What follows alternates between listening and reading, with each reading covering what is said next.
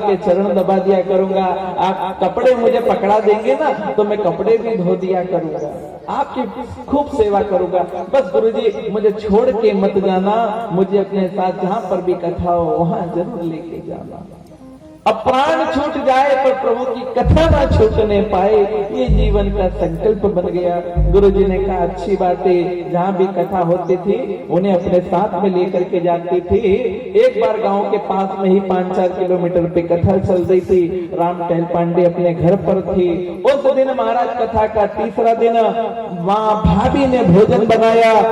भाभी का इतना सुंदर स्वभाव था अपने देवर के प्रति, रोज जब कथा सुनने जाते थे तो वो विप्र कन्या नगर में भिक्षा मांग करके अपना और अपने देवर का भरण पोषण किया करती थी। जब देवर कथा सुनने जाता तो दोपहरी के लिए भोजन की कुछ व्यवस्था, कुछ वस्तुएं भोजन उसको बांध करके दे दिया करती थी।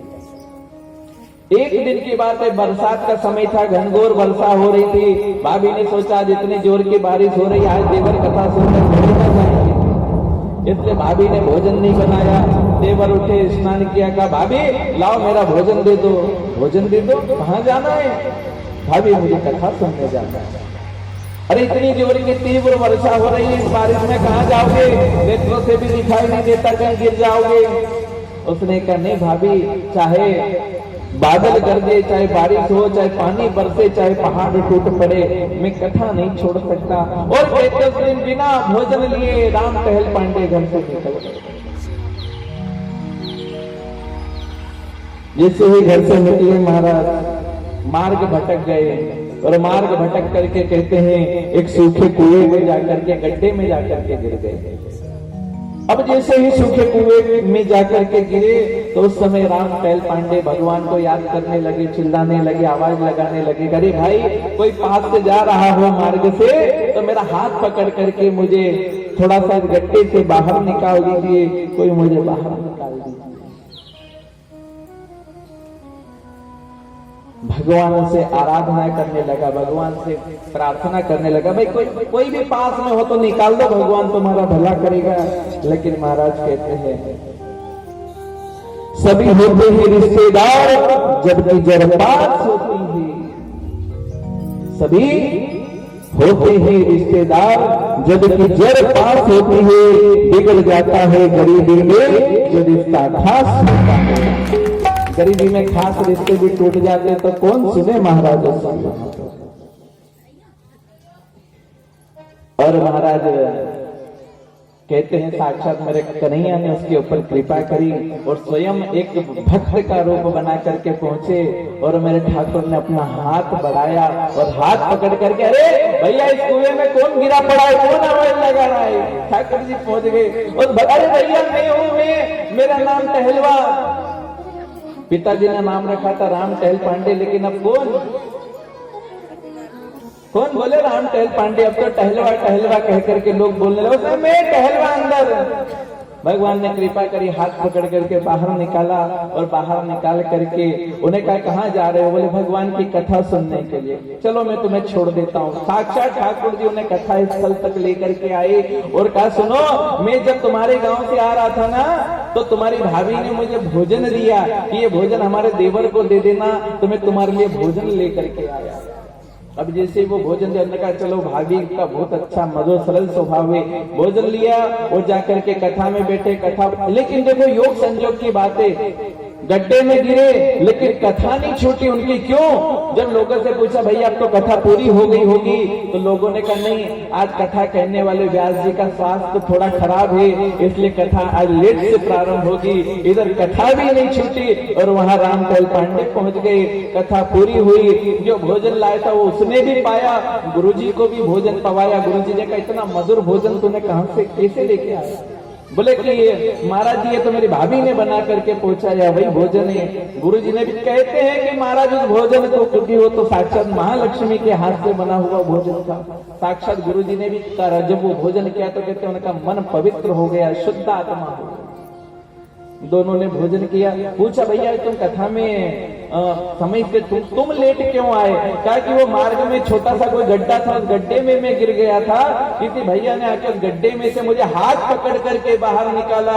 लोगों ने कहा जिस मार्ग से तो आया वहां पर कोई गड्ढा नहीं, वहां तो 20 हाथ गहरा नीचे कुआं बना है। उसने कहा पता नहीं भैया, लेकिन मुझे तो उस किसी भोले भगत ने सिर्फ हाथ पकड़ करके ही बाहर निकाल दिया, शायद गड्ढे में था। उसने कहा गड्ढे में नहीं, वहां तो बहुत बड़ा कुआं था। उसने कहा कुआं हो कि गड्ढा मुझे तो नहीं पता, लेकिन मुझे तो कहते हैं जो भगवान की कथा का रसिक श्रोता होता है मेरे भाइयों, उस पर परमात्मा कृपा करते हैं। रात दिन हम जिसकी सेवा में लगे रहते हैं, हमारे बुरे वक्त में वही हमारी सेवा में आता है। लेकिन हमारी सेवा का भाव होना चाहिए, मधुर स्वभाव होना चाहिए। कथा तो उस राम टहल पांडे ने भी सुनी, कथा आप और हम भी सब सुनते हैं, लेकिन कथा को सुनने के बाद उसे जीवन में नहीं उतारते हैं। इसी के कारण महाराज हमारा मन पवित्र नहीं होता है, इसलिए कथा का प्रभाव नहीं होता है। ऐसा नहीं है कि कथा नहीं चलती है, हम साल में कम से कम 10-20 कथाएं तो रोज की तो नहीं, साल की तो सुन ही लेते होंगे। लेकिन 10-50 कथा सुनने के बाद में भी हमारे जीवन में परिवर्तन क्यों नहीं आया? क्योंकि हमने कथा को उसे जीवन में नहीं उतारा। कथा कितनी भी सुन लो, सुनने से कोई फायदा होने वाला नहीं जब तक उसे जीवन में नहीं उतारेंगे। इसलिए ठाकुर से प्रार्थना करनी चाहिए कि हे प्रभु, जिस प्रकार से आपने राम टहल पांडे की पुकार सुनकर के आ गए, उसी प्रकार से कभी मुझे भी आवश्यकता लगे, जब हम भी इस भाव सागर रूपी पतन रूपी गड्ढे में गिरे हुए पड़े हुए हैं, हम भी इस भाव सागर में यहीं पर लटके हुए, अटके हुए, गिरे पड़े हैं। इसलिए हे मेरे कन्हैया, हे मेरे प्रभु, आप भी हमारे ऊपर कृपा करो। हे मेरे राघवेंद्र सरकार, हमें भी इस भाव सागर रूपी गड्ढे से पार करो, सुख से बाहर। मेरी फिटेर सुन लो भगवान के घरैया, मेरी फिटेर सुन लो भगवान के घरैया।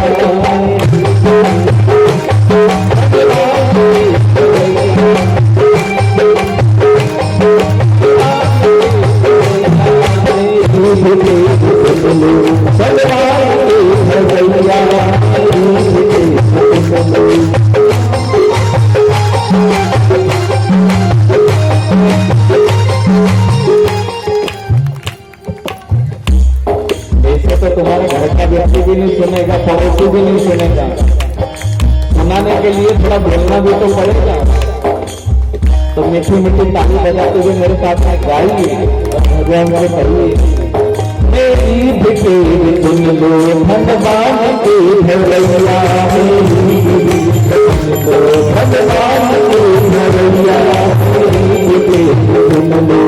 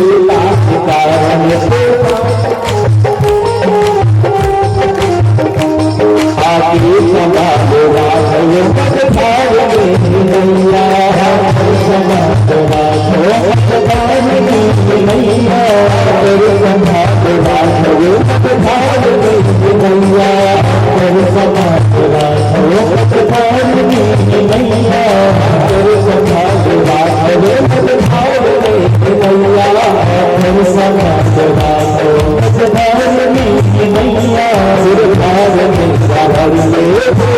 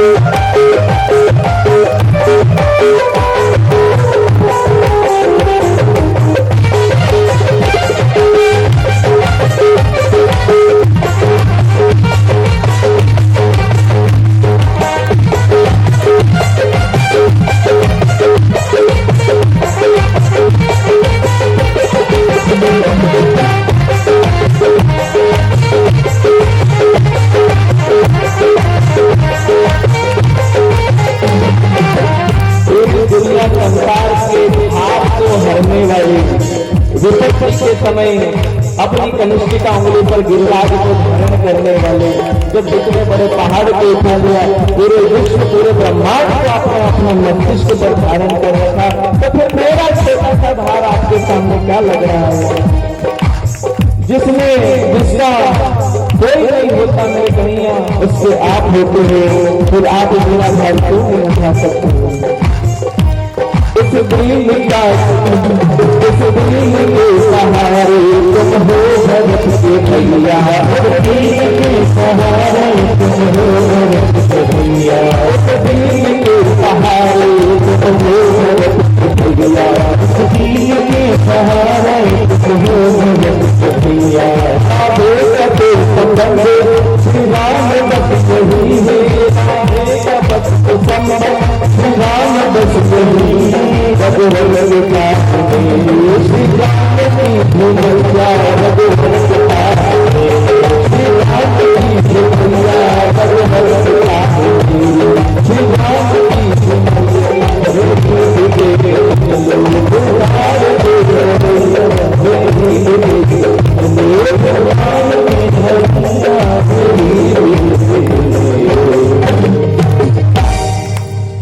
मेरी भी तेरी सुन लो धन्यवाद के भैया, सिर भार मेरा हर लो, सिर भार मेरा हर लो, भो भार के धरैया। तो जो कथा का रसिक होता है, कहते हैं परमात्मा भी उसके पीछे पीछे दौड़ लगाते हैं कि कहीं मेरा शिष्य, मेरा भक्त कहीं मार्ग भटक ना जाए, कहीं गिर ना जाए, इसलिए ठाकुर जी भी उसके पीछे पीछे दौड़ लगाते हैं। लेकिन जितनी भी भक्ति करे, चाहे कथा श्रवण करे, चाहे पूजा करे, चाहे पाठ करे, निष्कपटता के साथ में करेंगे तो जीवन में फायदा करेगा। नहीं तो यहाँ से कथा कितनी भी सुन लो और सुनने के बाद जैसे ही मौका मिले गुरु जी से मिलने आए तो लगे सासू जी की बढ़ाई करने, सासू जी आए तो बहू की बढ़ाई करने लगे, गुरु जी ऐसी मिली। अरे मैं कहता हूँ बस कर भैया, अभी कथा सुनी और आगे अब तो अपनी बहू की कथा सुनाने के लिए, इसलिए अब रहने ही दे तो ज्यादा उचित रहेगा। जय माता दी। आज लगता है भोजन नहीं करा होगा, थोड़ा जोर से बोलिए, बोलो जय माता दी। तो महाराज आज भगवान नारायण के परिवार को आज जोड़ने वाले साक्षात मां पराम्बा भगवती जगदम्बिका, जिन्होंने आज महाराज समंतक मणि का जब लेने के लिए पहुंचे भगवान कृष्ण, घर नहीं लौट करके आए, नारद जी महाराज गए और नारद जी ने जाकर के उनसे बतलाया कि हे महाराज, आप देवी भागवत की कथा श्रवण करिए। देवी भागवत कथा श्रवण करने से आपका जो पुत्र है कन्हैया कृष्ण, वो पुनः लौट करके आ जाएंगे, जहाँ पर भी होंगे देवी उन पर कृपा करेगी। और ऐसा ही हुआ, सर्वेश्वरी मां भगवती पराम्बा ने कृपा करी। इधर वासुदेव जी महाराज ब्राह्मणों को भोजन करा रहे थे और उधर तुरंत कहते हैं कन्हैया जाम्बवती को मणि के साथ में लेकर के द्वारिका में पधारे। तो यहाँ पर सूत जी महाराज कहते हैं कि हे महाराज, सर्वेषां पुराणानां श्रवणाव्यक्त फलं लभेत्, तस्मात् सद्गुणं पुण्यं देवीं भागवतीं लभेत्। जो फल कोई पुराण नहीं दे सकता है, वह फल, वह पुण्य माँ भगवती की कृपा से आप और हम सबको प्राप्त हो जाती है। इसलिए हे माँ, हम क्या अपनी वाणी से आपके सामने अपने दुख का वर्णन करें। आप तो परा अम्बा जगदम्बिका है, आप तो हमारे सारे दुखों को जानती है। इसलिए माँ तू ही हम पर कृपा कर। जब इस प्रकार से प्रार्थना करते हैं तो कहते हैं माँ परा अम्बा भगवती हमारी सारी मनोकामनाओं को पूर्ण कर। लेकिन भाव कैसा होना चाहिए? दीनता का। बन के क्या जाना है? पुत्र। क्या बन के जाना है? बेटी। क्या बन के जाना है? भिखारी। लेकिन हम क्या करते? जब माता जी के सामने जाते ना तो वहां पर अभिमान दिखाते हैं। क्या करते? अभिमान दिखाते, वहां घमंड दिखाते हैं। मैं ऐसा हूं, मैं ऐसा हूं, मेरे पास ये है, मेरे पास वो है। मंदिर भी जाते हैं तो कार या मोटरसाइकिल के बिना तो जाते ही नहीं है ना। मंदिर भी जाएंगे तो गाड़ी लेकर के ही जाएंगे। थोड़ा सा पास में कहीं मंदिर हो, कहीं पर भी तीर्थ स्थल हो तो पैदल तो कभी जाते ही नहीं है, गाड़ी से जाएंगे। और जब गाड़ी से जाते हैं तो फिर माता भी कहते हैं कि फिर तुझे अब किस चीज की जरूरत है? भाई तेरे पास तो है गाड़ी की व्यवस्था, सारी तो व्यवस्था। आजकल लोग मंदिर भी जाते हैं तो कैसे जाते हैं? जैसे किसी से मिलने के लिए जा रहे हैं, है ना। ऐसा ही तो होता। मंदिर जाते हैं तो न प्रणाम करते हैं न धोख देते हैं, बस जाएंगे और बस ऐसे सर झुकाया थोड़ा सा और बस रुक गया। कई लोग ऐसे भी प्रणाम करते हैं। अरे माँ के मंदिर में गए हो, देवता के सामने गए हो तो कम से कम जीवन भर या मान लो दिन भर भी अगर आप दिन में एक बार भी अगर जाते हो तो दिन भर का जो पाप किया हुआ है, जो आपके माथे पर बैठा हुआ है, वो पाप सर झुका के कम से कम माँ के चरणों में प्रणाम तो करो। प्रणाम झुक करके क्यों किया जाता है? तो संत कहते हैं कि हमारे जो मस्तिष्क पर ताप और पाप बैठे रहते हैं, जब संत गुरु या भगवान के चरणों में हम जब झुक करके प्रणाम करते हैं तो कहते हैं हमारे सर पर बैठे हुए सारे पाप उसी समय माँ के चरणों में गिर करके भस्म हो जाएगा। प्रणाम करने की बहुत बड़ी महिमा बताई गई था। इसीलिए तो भगवान श्री राम जी के जीवन से, उनके चरित्र से हमें सीखना चाहिए। प्रातः काल उठे कर रघुनाथ महापिता गुरुनाथ सिया राम सिया राम जय राम सिया राम सिया राम जय मंगल भवना मंगल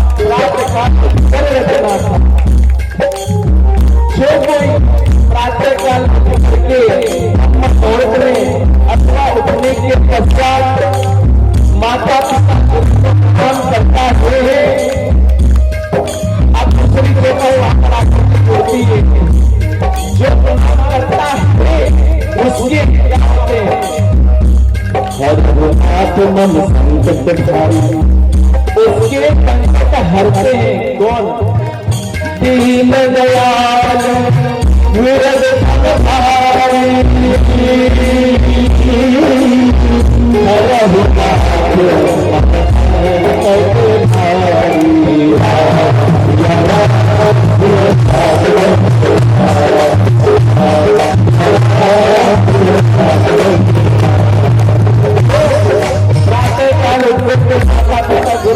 भगवान को प्रणाम करता है, उसके ही सारे पाप हरनाथ सब संकट भारी।